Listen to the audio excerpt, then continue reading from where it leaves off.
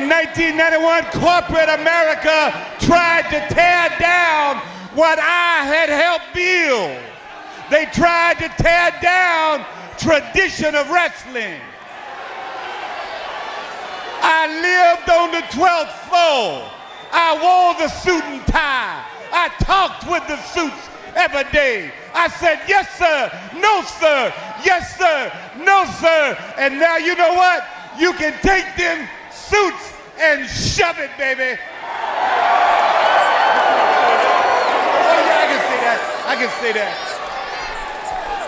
They moved me down. They moved me down to do some color commentating. And after carrying Tony Schiavone for so many years, oh, I got so tired of it. I got so sick and tired of it. I got plain tired of it. You don't have to take that. And then you know what, brother? Easy Bischoff, easy. A man of vision, a man of one hell of a vision. And the New World Order became the sounding board for wrestling as we know it. The New World Order is why you are here tonight. The New World Order is why you watch television. The New World Order is why you go to the arenas. The New World Order is what makes everybody a living at WCW.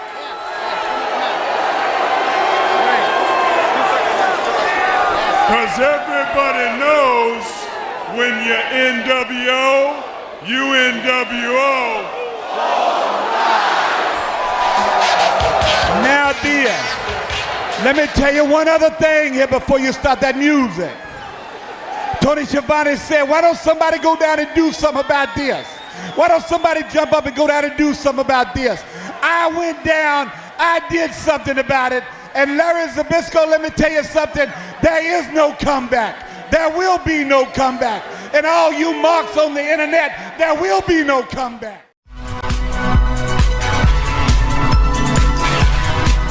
This is the Pro Wrestling Spotlight, presented by Hami Media and the Pro Wrestling Reflection, where we discuss the very best of the best in pro wrestling history.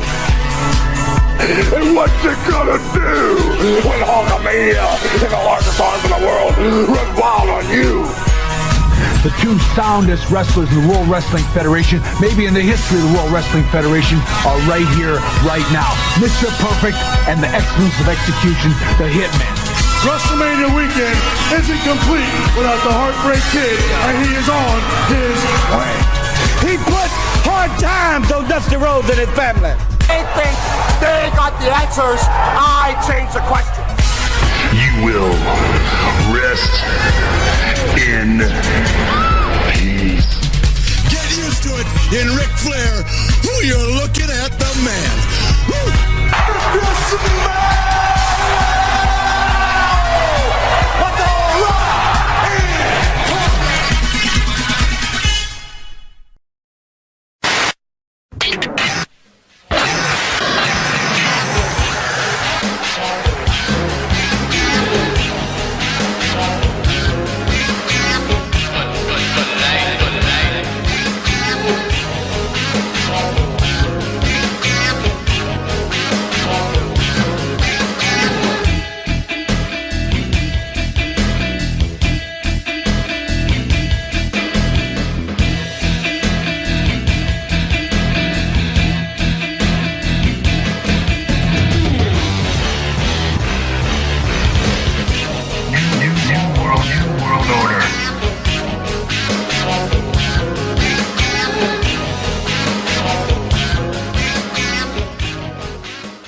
What's going on there, Reflectionites? What is going on there to the Haminites?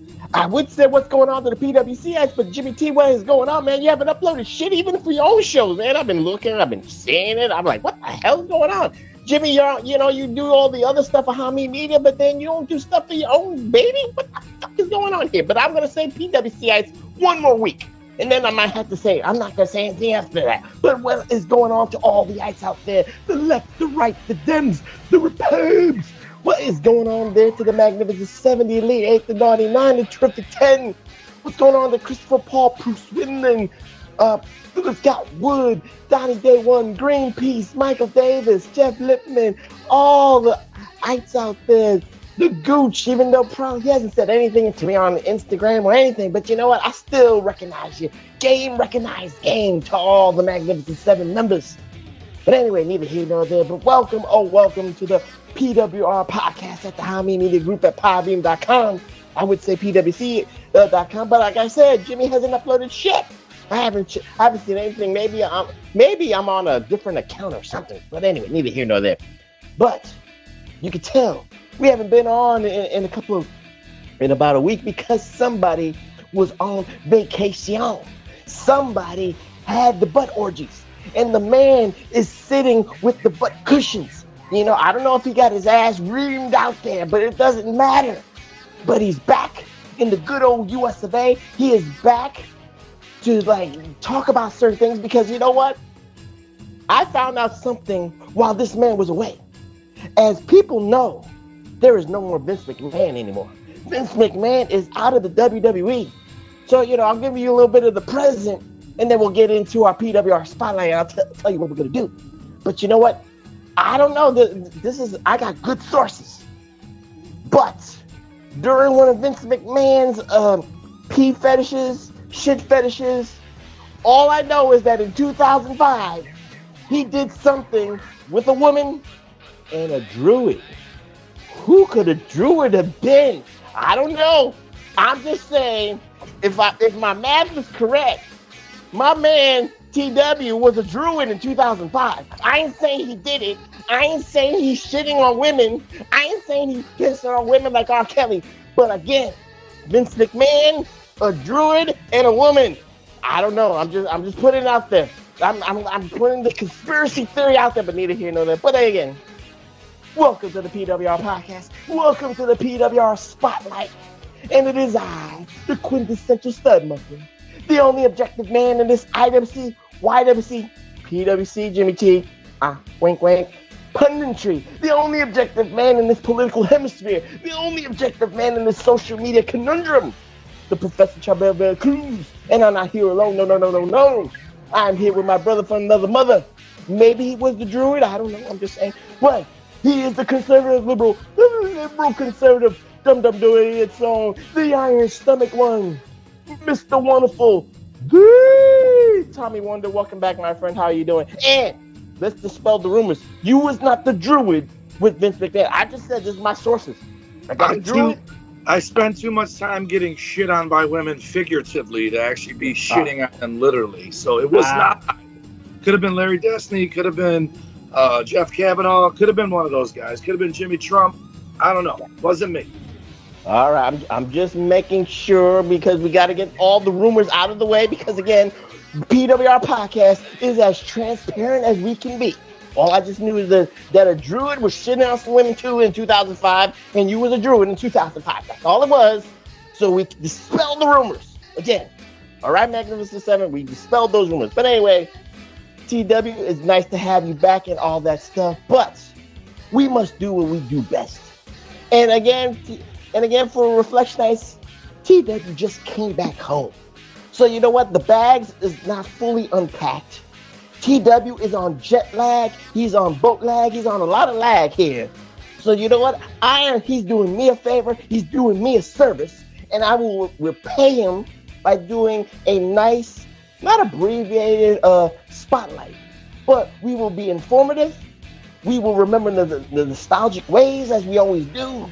But of course, I must let TW rest because he's been lagged boat-wise, plane-wise, butt-wise, neither here nor there. But again, we must do what we do best. Are you ready, TW, for it? Yes.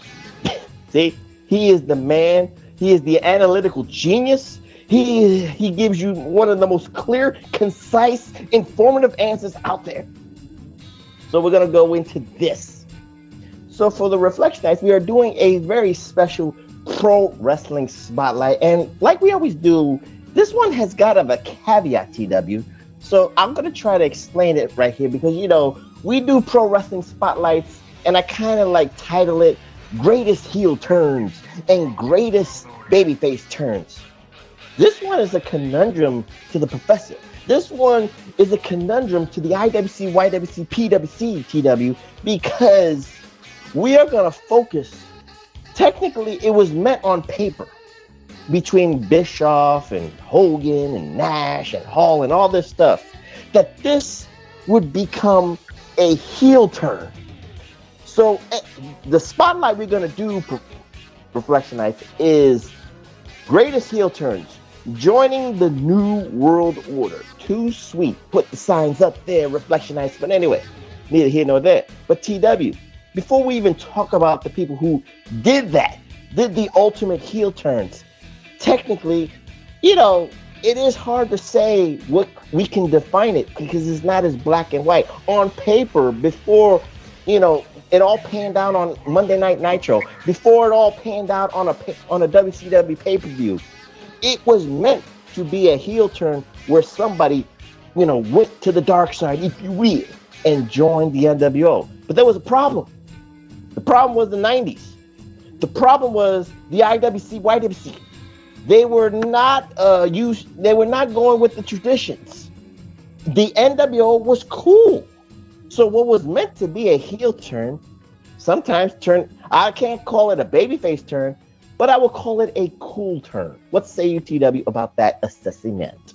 That's how it went. I think I told you 94 is when I had my first match. 95 is when I became Los Rudos. And I was told that we were going to start off as heels, but by our third month, we would be baby faces. And I didn't understand that because we were doing all heel shit. Mm-hmm. That Taylor, Michigan crowd was very much like an ECW crowd, which was what the WCW crowd ended up turning into. And then obviously Stone Cold Steve Austin was the same thing. He was a bad guy that got cheered because kids grew up and they like the cool bad guy now. So when the NWO was running shit, they also like winners. The NWO never lost.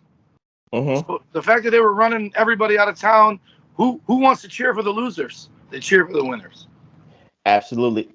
And I'll say this, and I'll put a bow on this on my end, and TW, you are welcome to retort back. Because like I said, on paper, it was meant to be a heel turn. On paper, it was meant to be, the dark side against tradition and all that stuff. It was supposed to be, we celebrated nostalgia. We celebrated the traditions of WCW, which was the NWA days and the Crockett stuff.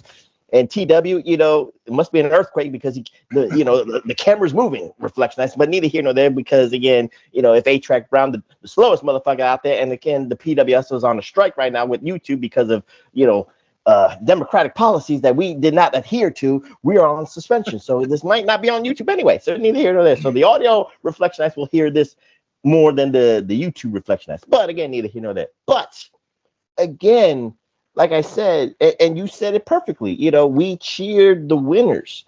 But again, this was a cool factor with the NWO. Just like you said, ECW, Los Rudos, the presentation that you was bringing to the audience was a cool factor. And you was trying to and the same crowd, and again, ECW, no matter, and the people that you dealt with in Taylor, Michigan, it almost was like reverse psychology or maybe psychological torture. You know how that they always say, when you're with your hostage people, the people that take you hostage and all that stuff, you grow accustomed to them. You almost what is that called? The Stockholm syndrome. Yeah, that's what I was thinking about. The word is Stockholm syndrome. You eventually love your perpetrators. You eventually love the evil people. You will ride or die with them. So it's the same way.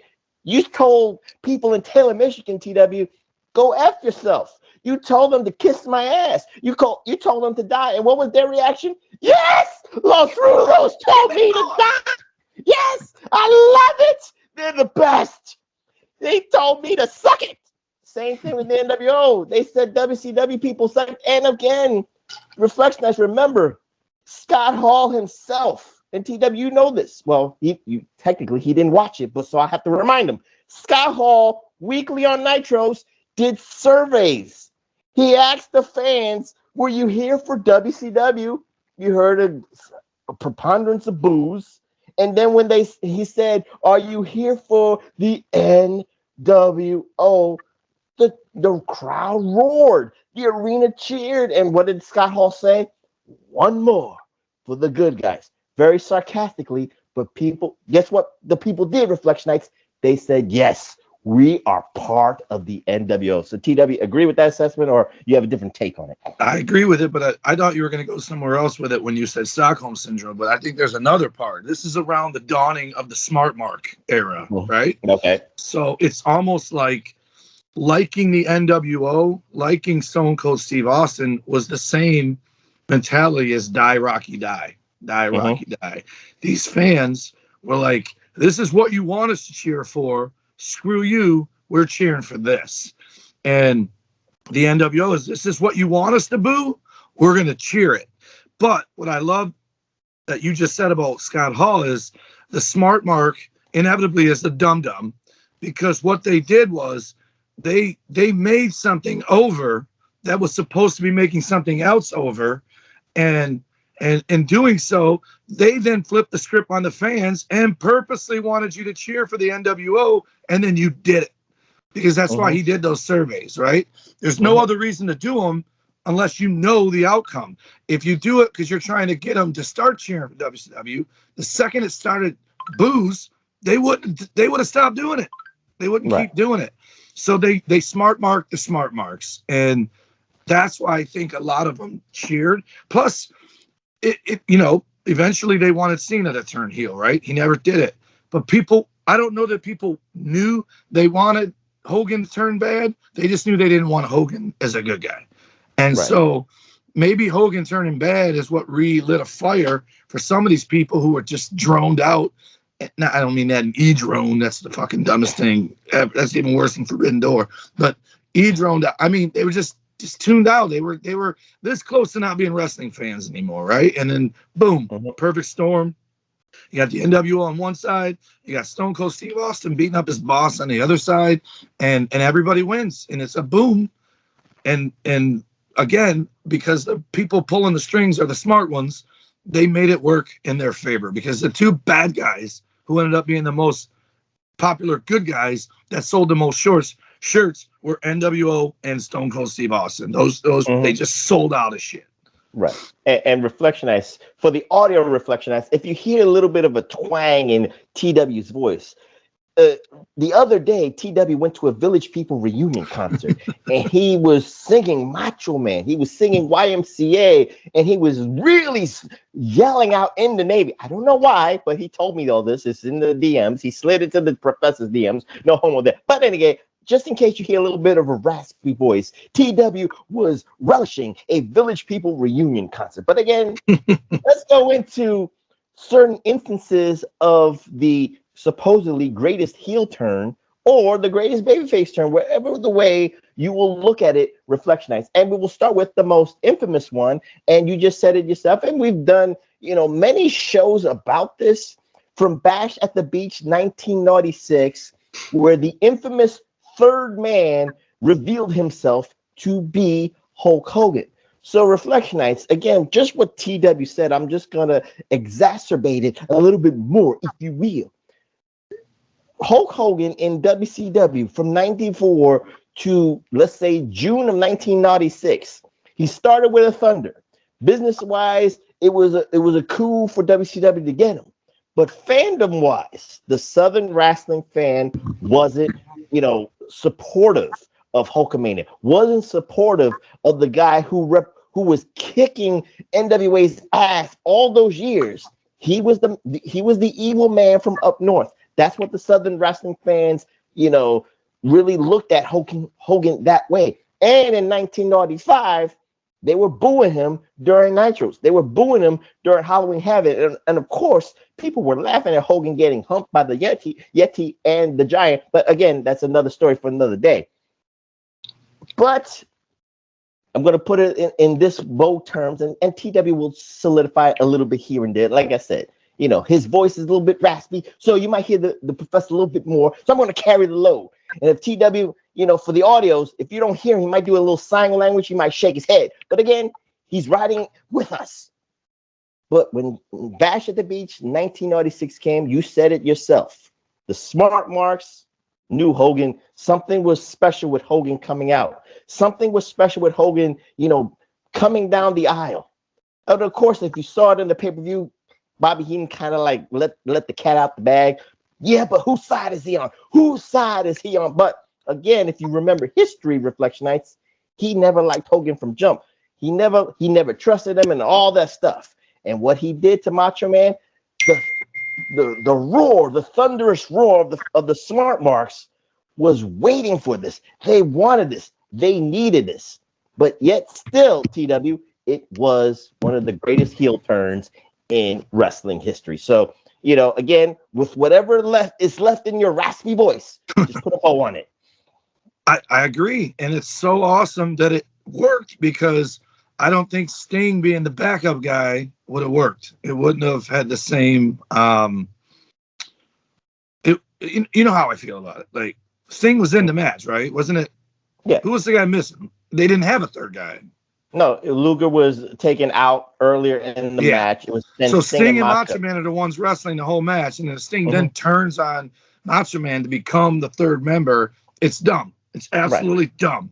You'd almost have Luger have to be the guy to come out and do it. Like, he faked being hurt so he didn't have to beat up Hall and Nash. So Hogan doing it. We did that what if scenario. So I'm just giving that for all the Hogan being the guy, I don't think it works any other way. It does not work, because what you had was two guys who just left WWE that felt like, because they didn't have that 90-day well, one of them had the 90-day. I think Kevin Nash had a little less than that. But they showed up, and it looked like they were on there for WWE, like a legit invasion. There's nobody better at the time, unless you could have got Bret Hart then. There's nobody who's the face of the WWE to make it feel even more like, holy shit, he's been the mole here the whole time. It has been WWF trying to. You know what's funny, though, in hindsight? What's that? They weren't really WWE guys coming to take over. But in the end, that's what happened. WWE took over. Well, again, rest your voice a little bit. I'm just going to put it out there for the Reflectionites here. Again, Kevin Nash and Scott Hall said this on kayfabe commentaries, Reflectionites, that the audience itself were as hip as part of, knowing what's happening in the business. But yet, they were still intrigued by the fact that they thought, and like you said, it was the smart marks being marked themselves. They thought it was in conjunction with Vince McMahon and Eric Bischoff working together to put this plan in motion. So in essence, yes, it looked like WWF was invading WCW. But in reality, yeah, the contract and the 90-day no compete clauses, you don't have to get into the logistics. But the appearance on TV was so masterful that you couldn't boo them. It was just, it was, again, the smart marks was like, yes, this is what we want. Real life, realistic shit. Yes, give me more. And then when Hogan was, again, the piece de resistance, the perfect third person to become the newest member of the NWO and became the leader of the New World Order. So the thing about the NWO turns, Reflectionites, again, it was supposed to elevate certain people. If they needed a little spark plug, needed a little juice in their careers, if we are Reflectionites. So we're not going to do every heel turn or every, person joining the NWO. It'd be a long ass show. And I don't want to again, TW's voice is raspy and I'm not going to punish him for that. So I'm going to try to focus on certain, memorable turns to the NWO foil, if you will, Reflectionites. So with that being said, let's talk about one of the most infamous turns. And it involved the executive vice president himself, Eric Bischoff, joining into the NWO fold. And TW, and I'll say this, on paper, I think Eric Bischoff did not want to overshadow the wrestling part of what it was supposed to be when it was supposed to be NWO versus WCW. This is my take on this. Again, Eric Bischoff, his 83 Weeks podcast, sometimes he pats himself on the back so much because, again, he was part of this. And 83 weeks and beating, Raw all that time, he deserves a little pat on the back. But maybe he might have changed the history a little bit, but this is the way I kind of gathered it after hindsights. maybe he didn't want to be part of the NWO because then it would look a little bit weird in the business sense. He might have wanted to keep it wrestling centric between, NWO wrestling guys against WCW wrestling guys. Before he turned, you already had Ted DiBiase in the NWO. So he was the supposed billion-dollar man or the money man behind the NWO. So technically, did you really need Eric Bischoff? And in hindsight, yes, you did, because you needed the double agent, if you will. You needed somebody within the infrastructure of WCW who is allowing Hogan to get over on WCW people, who is allowing Nash and Hall to get over on WCW people, who is allowing Ted DiBiase to come in and use his money and his influence to get people to buy out their contracts and all that stuff. So what say you about Eric Bischoff turning? Because in essence, people remember Mr. McMahon, TW, as the greatest, corporate villain, but you didn't see that first. You only saw that on Memphis Wrestling TV, and that was localized. So Mr. McMahon was technically a good guy until 1997. So Bischoff already was a year in on the heel turn before McMahon went nationwide with the most famous heel turn as a corporate villain boss. What say you? I think the big difference is people looked at Bischoff as the commentator, not as the owner. I know some people knew he was the boss, if you will. Well, like you said, the smart marks already knew this, so right. But the common people who never quit, who were there all along, they were just like he was the commentator guy. It would be like Jim Ross doing it, right? So, so Vince doing it was the straight up owner, and there was no doubt about it. Everybody knew it was the owner. The boss. And I think in time, Bischoff evolved into being that, right? Like more people knew after that than when he did it, right? And so, if I recall, he was just a commentator when he revealed that he was the guy behind it, right? Well, technically, he wanted to be just strictly commentator, but during the Nitro days, he kind of let it out the bag that he's the boss. So, people are watching the TV itself knew that Eric Bischoff was the guy. And when he did his interviews, he kind of made it seem like he had the stroke with the contract talks. He had the stroke to, sign the matches for pay-per-views and Nitros and all that stuff. So he kind of let the cat out of the bag, organically himself. So I'm just giving you that logistic answer. Here's what startles me. It was news to me. What do you call it? Mandela effect, right? So my memories are Hogan, Hall, and Nash are the original three. Kind of vaguely remember DiBiase coming right away because it was just to hurry up and throw a WWE guy there. That's how he debuted. But Big Show joined before X-Pac. I thought X-Pac was the original fourth guy, right? Like DiBiase was the manager, but it was Big Show, and then the NWO Sting, and then X-Pac. So it's nuts to me. But we don't have to go into the order of turns. I'm just trying to focus on Bischoff itself. I understand where you're going with this. I just want to say for the turn for Bischoff, it's big because he forced McMahon to let's say get the ball rolling and changing his style, changing his philosophy. For sure. He but was my point about Bischoff. Yeah. My point about Bischoff was, I was getting to that. I thought it was the four of them with X-Pac, Hall, Nash, Hogan. And I vaguely remember Big Show fought them before turning. And don't forget Virgil or Vincent. That's what I'm telling you. Yeah. But Virgil, X-Pac, NWO Sting, Kyle Petty, Miss Elizabeth, and Nick Patrick were all there before Bischoff. And my memory is he was right after the four. That's what I'm telling you is but now when I see this list of people that were in it before him, it's like, holy shit, he had to do it, because if he doesn't, it's already so watered down by all these other people. And granted, Nick Patrick he was their ref. He wasn't NWO for life. I mean, he was, but he wasn't. Virgil, Vincent, I'm sorry, Miss Elizabeth and DiBiase were just cornermen. But I swear Big Show joined way later because he was fighting them before he turned on Macho Man or somebody.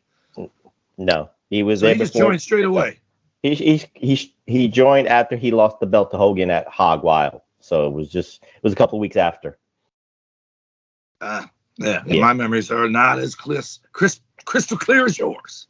Well, with that being said, a great example of the turn, and we can go with the Big Show, aka the Giant Paul White himself, because some wrestlers needed a boost. Some wrestlers needed that, extra oomph, if you will, Reflectionites. And the Big Show was a perfect example because, like TW said, and let him rest his raspy voice here, it was supposed to be former WWE stalwarts, if you will, because it was Hall and Nash. They represented WWE. Hogan represented WWE of the 80s.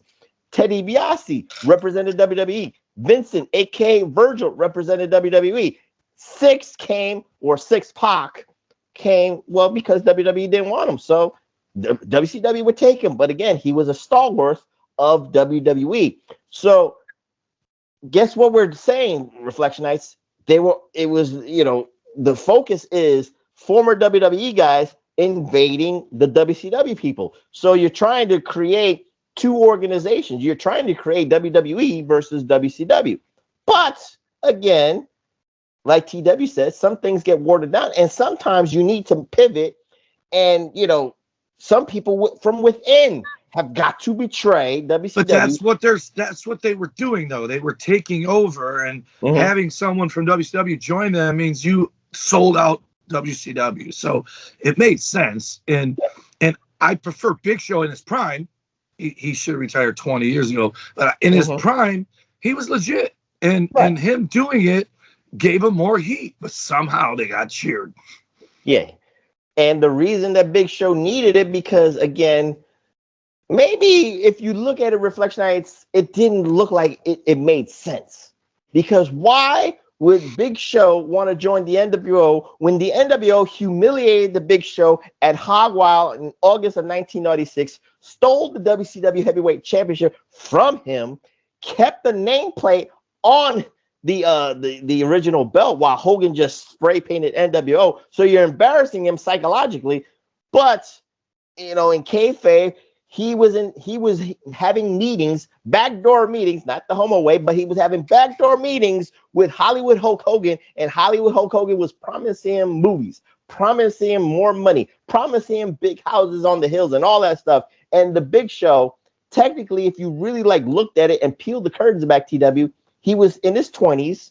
He was still a kid at heart, if you will, young in no wisdom, if you will, young with no experience, very green of the business. So Hogan is giving you the keys to the castle and maybe the quick come up, if you will. So it made all the sense in the world for the Big Show to turn over to the dark side of the NWO. But like you and I have said, it was a cool thing to do when he turned on the Dungeon of Doom, when they took down the Nitro set, and then Hogan spit on the Nitro symbol and all that stuff. People didn't boo. People might have threw the garbage and stuff like that, but they were throwing and saying, yeah! They were throwing trash it too. Yeah, and all that shit too. So, TW, if your voice can hold off, put a bow on the Big Show and what he offered in your mind to that turn. Legitimacy. I mean, they came in to take over, and who was obviously Sting's their guy, but who was their biggest guy? Who would Sting's hate to lose? Big Show. Nobody else. Macho Man's 107. Luger can't be trusted. And technically, Reflectionites, Big Show is the biggest threat to the NWO, the biggest threat to Hulk Hogan and taking back the title. So it made all the sense in the world. So we have to talk about the record. I know Big Show and Sting weren't a team, but inevitably you set up the line. Well, they were a team. They were a team in '98, but that's neither here nor there. But that's. I meant when Big Show turned. I know. I'm just turning on, and it's funny because Big Show, his debut was to kill Hogan with the Dungeon of Doom, and then he joined him when Hogan became a bad guy. And somehow you made Kevin Sullivan a good guy. It's weird. Very weird, but again, it was very enjoyable TV back in 1996. But some of these heel turns, Reflectionites, I'm not going to say didn't make no sense, but you knew that they needed it. They needed that push, like I said, they needed that oomph and all that stuff. And the one of the best examples of that was Marcus Alexander Bagwell, aka Buff Bagwell. And legitimately, Reflectionites, he didn't do it during a match to join the NWO. If people remember, Eric Bischoff said, "You got 30 minutes. The clock is ticking. You better turn your WCW contracts into NWO contracts." And the first person that walked in and said, "Yes, I will take it," is Marcus Alexander Bagwell. And where were you, Reflectionites, on that fateful day when the American males broke up? I know I cried. Did you cry too? I know you did. But anyway, neither here nor there. But TW, as I said this on a previous PWR podcast, Marcus Alexander Bagwell, he was gifted a lot of, he was gifted tag team championship reigns with some great partners like Too Cold Scorpio, the Patriot, and all that stuff. He was gifted this great angle of the NWO. So this way, as green as he was, he could then develop into that heel persona, and that natural charisma can come out. And in a couple of years later, Marcus Alexander Bagwell, you didn't call him that anymore. You call him Buff Bagwell, Buff the Stuffs. So he needed the NWO more. It worked for him because it was a blessing and a curse, though. It's the reason he got ego, but it was absolutely game-changing for him in the business. Yeah, he just needed it so this way he could gain the confidence himself. I'm not saying he didn't have no confidence, TW. Don't get me wrong, but I think he just knew that he needed something to change, to keep going with his career in professional wrestling. If he didn't do this, if he didn't join, he was going to be that guy that was getting his ass beat by Virgil every Monday night or every WCW Saturday night show. So he did not want to get embarrassed and then get be out of the business like in the year after that. So Buff Bagwell needed that heel turn. One of the most infamous joins of the NWO, if you will, Reflectionites, happened on a pay-per-view. And that was one of TW's favorites, one of TW's Mount Rushmores, if you will, of the Intercontinental Champions, one of the greatest Intercontinental Champions of all time. That was Mr. Perfect, Curt Hennig. During Fall Brawl 1997, I'll say this for semantics, TW, and of course, with his raspy voice, he'll probably just nod his head or shake his head, but neither here nor there. But Mr. Perfect was being built as a great free agent pickup. Again, we knew that his time was the clock was ticking with his back. The clock was ticking with the ailments that he was dealing with. So, again, he took the money. I ain't mad at that. He took the less dates. I ain't mad at that either. He's a businessman. So if you're getting more money for less dates, you and I would both take it. But during the TV, he was being courted by the Four Horsemen. He was courted by Ric Flair to become the new Arn Anderson because Arn Anderson had to retire because of his ailments and injuries. But it all culminated in War Games 1997, where it was supposedly the NWO took out the ringer, if you will, Mr. Perfect Curt Hennig. And then he comes out with, I think, a bandage around his arm or whatever, took off the bandage, and then went into the cage and took out Chris Benoit, took out Mongo, took out Ric Flair, and put the steel cage door to Ric Flair. Now, it was supposed, again, this is where it was a great example of that this was a heel turn, because I think Fall Brawl was actually in supposedly Horseman country. I think it was in one of the Carolinas. So they bought into that and they got it. And WCW got that reaction out of it. But then the fallout from that was, again, it was another guy like Mr. Perfect. He was already a cool character with his persona and charisma, natural charisma. So when you go to the other neighboring towns, they're giving the two sweets to Mr. Perfect Curt Hennig. So what say you about Mr. Perfect joining the NWO? It was a heel turn in the right arena because it was Flair country, but then the after effects, he was just another cool guy joining the cool kids. I remember this vaguely. I wasn't all in on it, but I remember it. And I remember being disappointed because now he's just another guy in there. Because at this point, there are already fucking 100 of them, right? Trust me, wait, there's more. But at that point, he's just one more cog in the wheel, right? But he would have been an absolutely perfect horseman. But you said something that made me think, maybe not, because you said he wanted him to be the Arn. He would have been a better Tully or Wyndham as the second guy who would be the U.S. champion or the other singles champion. I'm just giving the logistics of what was the circumstances they wanted him to. I know, but Mr. Perfect, Ric Flair, Mongo McMichael, and Chris Benoit would not be a good four horsemen. Arn, Tully, Perfect, and Flair would have been fucking gold, right? Or Arn, Perfect, Barry, and Flair. But Mongo McMichael, God bless him, I know he's in a bad way.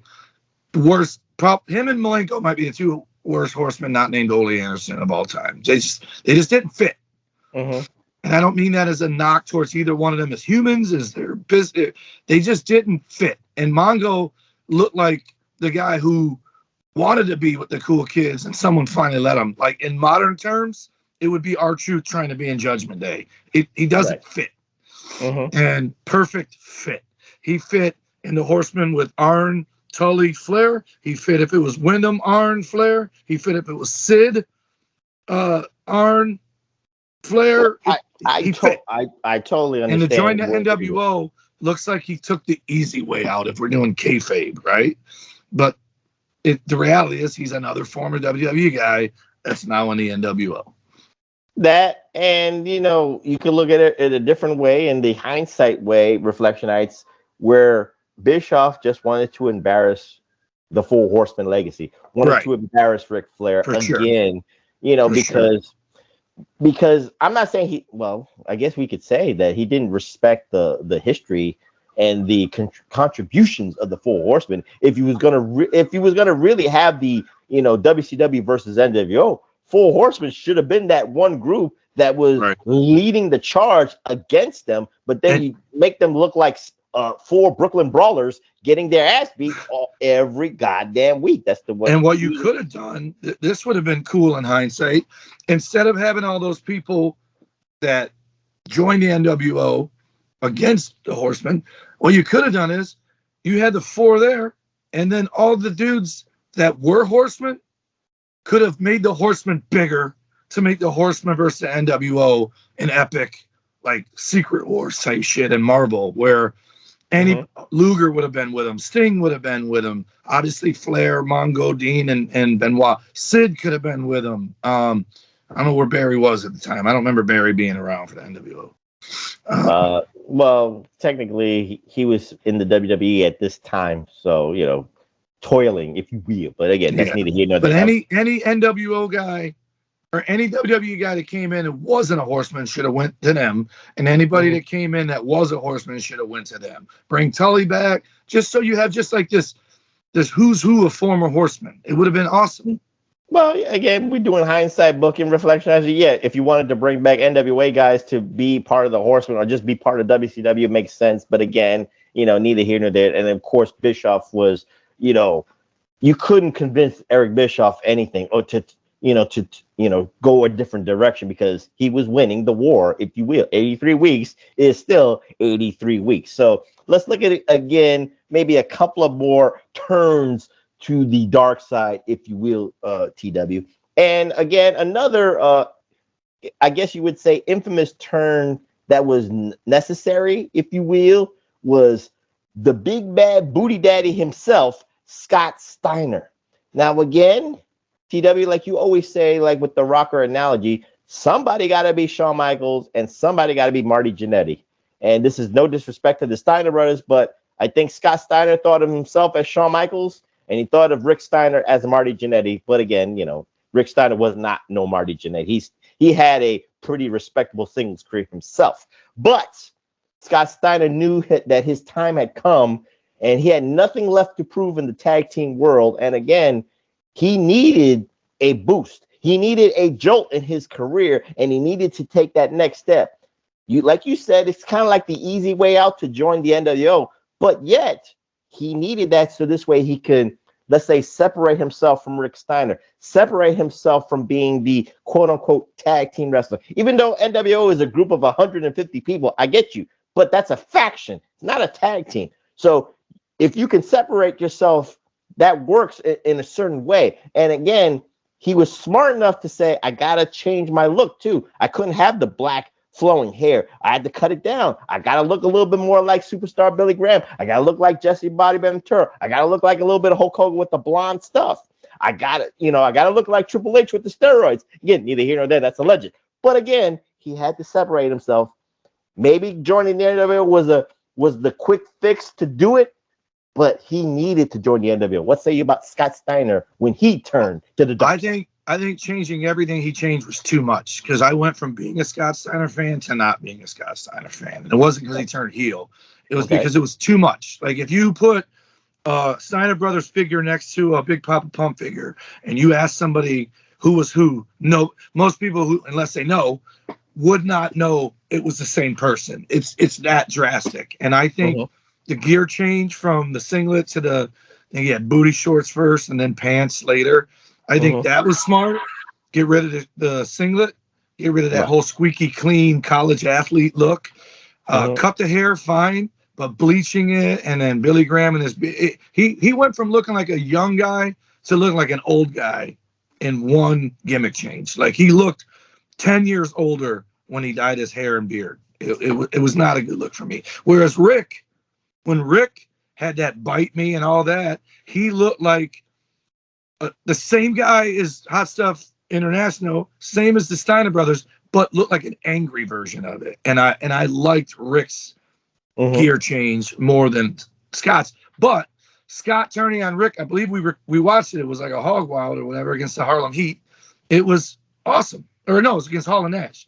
And it was awesome. It was, you didn't see it coming. Brothers didn't really turn on brothers like that. Owen and Brett was different. The way they did it, it was he screwed him by throwing in the towel. It wasn't he turned on him in a match. He did do that too, but not like this. And I think Scott's one of the better turns, I think. But I just don't like what he did with it.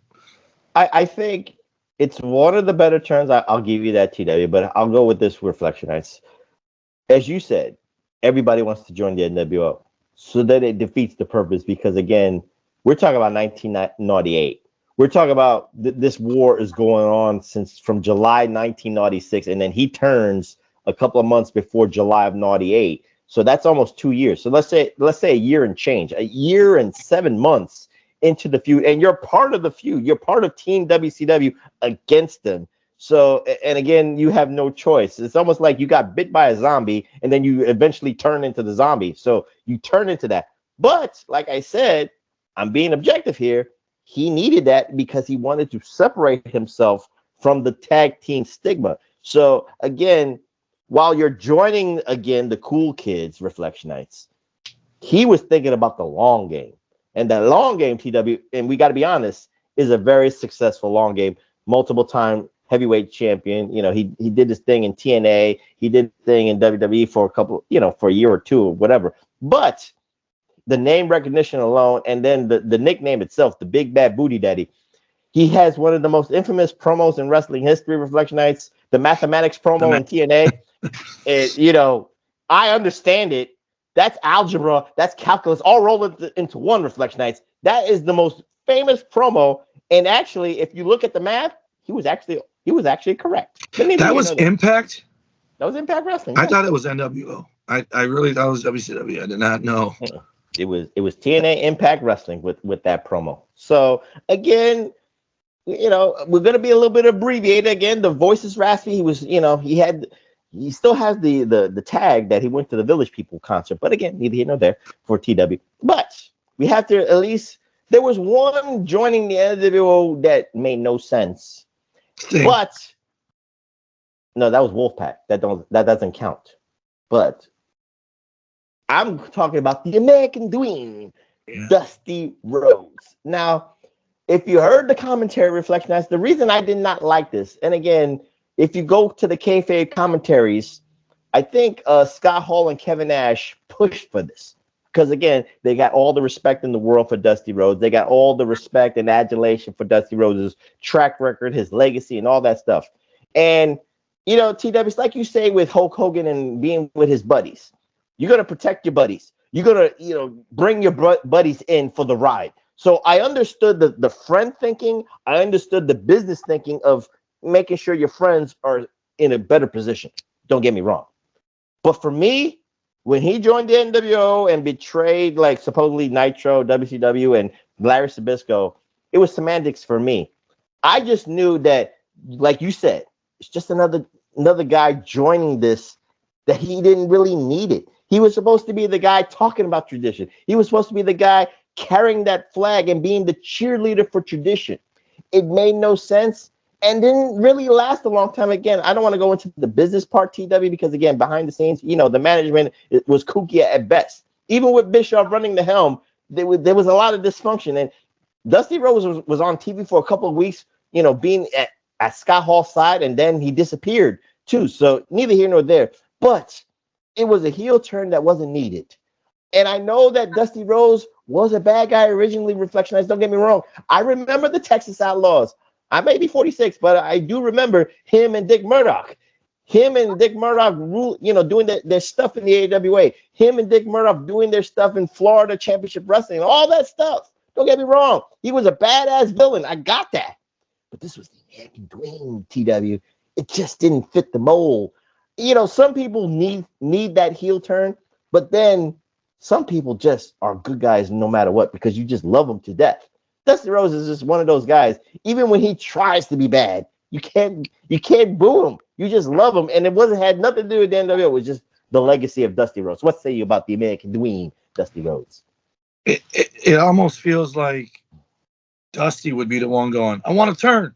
You know what I mean? Like, I could see Flair Flair would have been probably behind the scenes like, fuck those guys, because he was so mad at how he was treated. But Dusty getting in there, I think. But here's the other thing. I would think Dusty and Macho fall in the same. I think both of them were trying to reinvent the wheel with Hogan. Like, no, Macho Man will never do it. Dusty will never do it. And they did it. And they were doing it for shock value. Right. So for me, I think that's what it was.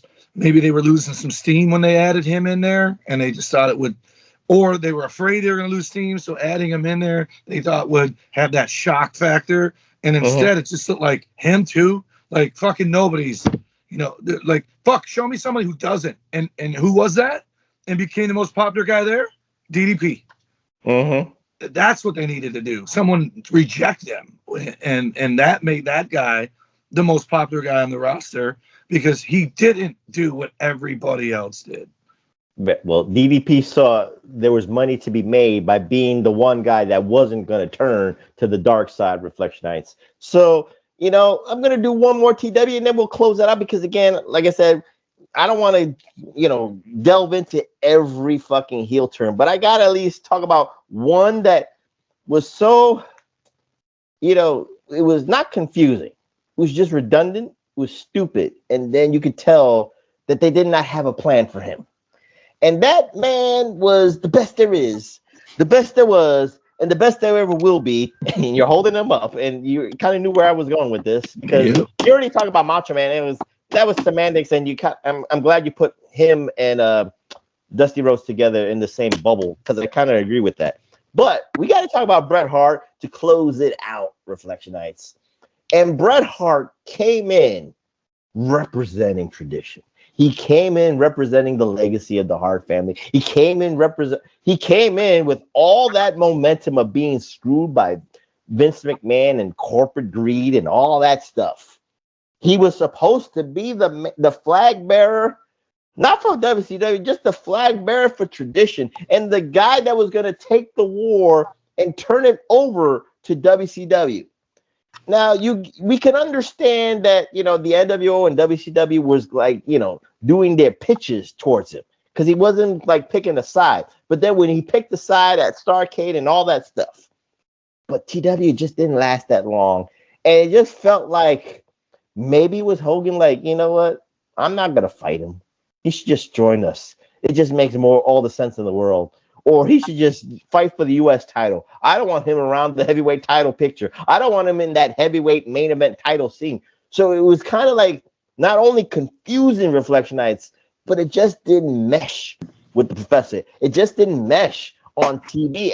And Bret Hart looked lost in on Nitro. He looked lost on Thunder. He looked lost on pay-per-view, even though he put on good matches against Ric Flair, Mr. Perfect, Sting, and all that stuff. TW, don't get me wrong, but Bret Hart joining the NWO with all that thunder coming from WWE and being the guy that's supposed to tip the scales, if you will, to the side of WCW made no sense in the world. So with that being said, let's close it out on Bret the Hitman Hart.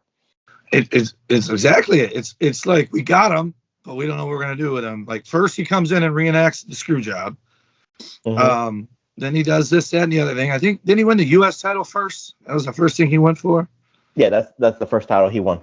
Yeah, so it's like they're trying to fucking build him up, fast track him to the world title instead of just saying, hey, he's a world title contender because he's a 4-time world champion or whatever he was at the time. And so joining the NWO, again, it's like that's the biggest problem with the NWO. It started off so good, and yeah, you got to add these members because you got to make it look like it's never ending, like it's overwhelming, never ending, and the more WWE guys that show up, like the more hard it's going to be for WCW. But WCW never won in the end. And that's what they needed. And what better way to win in the end than having a fucking absolute WWE guy come help them beat the old WWE guys and win it for WCW. And yeah, and it was, you could tell from day one. No, I think he had some passion coming out doing that ringing the bell thing and saying, no, we're not doing that here. I think he had fun doing that because it made sense. Everything else he did, Bret looked like he was there getting a check. Right. It was not good. It was not Bret. Yeah, it was not Bret, but he took the money like everybody else did. So I'm not mad. We're not mad at him taking the money. And Vince made him. It's not. He took Vince first, and Vince said, "Hey, let me negotiate with Bischoff for you." And it's like, wow. You can imagine how hurt he was, and then the way it did is even worse.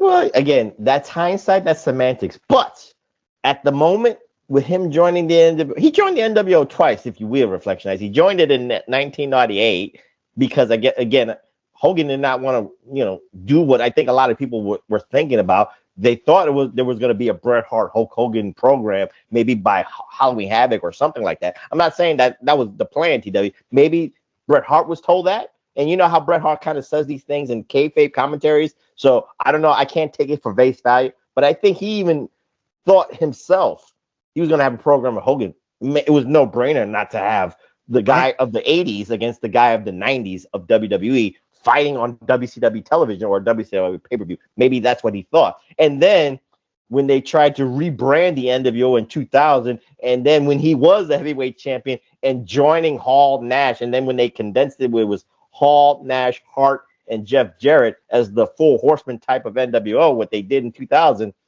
people were like, oh, God, no. Call yourself a different name. Call yourself the Click. Don't call yourself...